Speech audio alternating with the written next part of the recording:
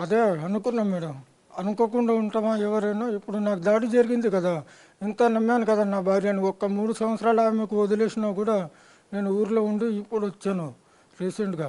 నా పని ఏదో నేను చేసుకొని ఉంటే నన్ను ఇక్కడ వేరే ఫోన్ చేసి నాకు రప్పించింది. షాప్ దగ్గరికి రా అంటే అక్కడ నుంచి నాకు నేను తాగను కూడా అంటే వెళ్ళు ఆయనతో పాటు వెళ్ళు అని ఒక 20 నిమిషాలు అర్ధ గంట సేపు నన్ను ఆడ ఎక్కడ వెళ్ళనివ్వకుండా చేసింది. ఇంకా సరే ఎందుకు లేదంటాను అనుకొని వెనకాల పోతే వాడేమో అక్కడక్కడ తెలిసిన వ్యక్తే కదా అని అక్కడ తీసుకెళ్ళిండు చెట్లను తీసుకెళ్తే అక్కడ ఆల్రెడీ ఇద్దరు దాక్కొని ఉన్నారు.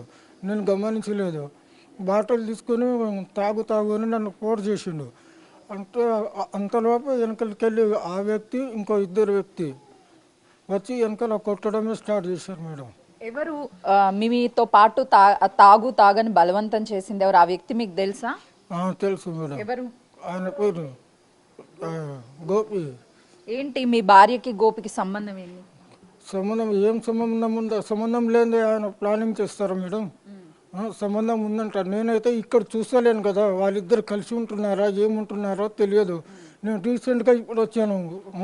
2.5-3 అవర్స్ నుంచి నేను ఊర్లోనే ఉన్నా. నాకు వాళ్ళు ఏం చేస్తున్నారో నాకు తెలుస్తుందా?